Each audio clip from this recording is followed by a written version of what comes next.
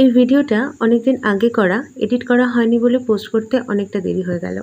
এখন বাজে দুপুর ৩টে। আমি আর আমার বোন মিলে যাচ্ছি চন্দননগরে বঙ্গরসনা রেস্টুরেন্টে লাঞ্চ করতে। দেওয়ালে অনেক পেন্টিং করা, অনেক খুব সুন্দর সুন্দর পেন্টিং করা আর কি। আর ব্যাকগ্রাউন্ডে বাংলা মিউজিক বাজছে, অনেক পুরোনো দিনের বাংলা মিউজিক। অ্যাম্বিয়েন্সটা খুব সুন্দর। তো এখানে এসে আমরা অনেক সেলফি তুলেছি।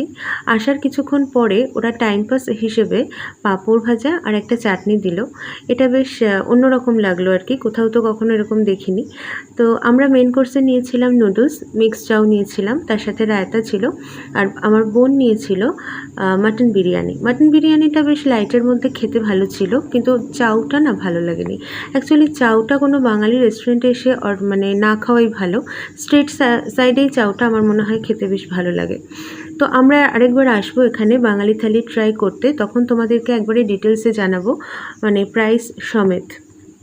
তো আমরা এখন চলে এসেছি চন্দননগর স্ট্যান্ডে। মাঝে মধ্যেই আমরা স্ট্যান্ডে আসি, এসে একটুখানি সময় কাটিয়ে যাই। কাছাকাছির মধ্যে একটুখানি মন ভালো করার জন্য সবথেকে ভালো জায়গা হচ্ছে চন্দননগর।